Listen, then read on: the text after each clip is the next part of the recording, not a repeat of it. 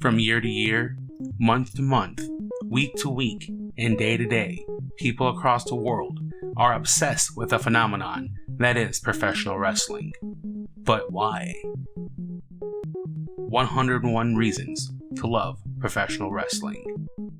There are many components of professional wrestling that should be both understood and celebrated, in no particular order. Shoot interviews. We like being behind the curtain and velvet rope, having knowledge on how something is made or being behind the scenes is appealing to a lot of people. Interviews have become a staple in all forms of media over the years. Essentially, knowledge is power.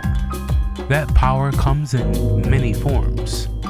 Some people just like useless information. There are those who want to know everything they can about everything they want to know everything about. We all deep dive into the ponds that appeal to us. Sports fans know stats from decades past. Movie fans know what happened behind the camera of their favorite movies. Political fans know what really happened and keep tabs on what's going on at the very moment. The power of knowing all about a beloved topic has become as common as a game show that rewards it.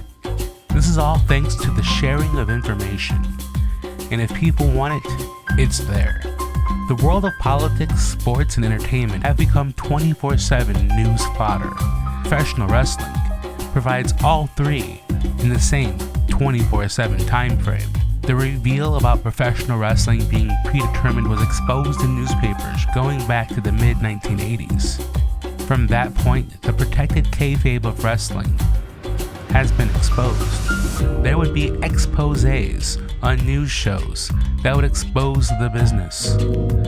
There was even a special called Exposed, Pro Wrestling's Greatest Secrets, that aired on NBC in prime time during the late 1990s. The idea that professional wrestling is not a legit fight is nothing unheard of. Everyone knows what it is. Superfans want to know everything that's going on. So being exposed to the inner workings of professional wrestling has become part of the fun. And where there is a demand, there is a supply. In the 1990s, tape trading crazed fans across the globe traded matches and shows with each other via VHS. After a few weeks of waiting for the mail, you could be caught up with a market outside of your own. This was the perfect avenue for small production companies to sit down with a wrestler for a candid, tell-all interview and then sell it on mass-produced VHS tapes. Companies like High Spots, RF Video, Smart Mark Video, and later kayfabe commentaries would film performers on their way up, their way down, or in between. They would go deep on backstage decisions, crazy road stories, and dish the dirt on their experiences in the business. These were the connection to the wrestlers that diehard fans yearned for. It would not be unthinkable to think that 1 million tapes were traded, passed on, or sold. And then the internet happened. Like any artistic medium, downloading became an issue, and the common form of tape trade would soon become digital. Then the podcast happened. A new avenue of verbal destruction was given to the world.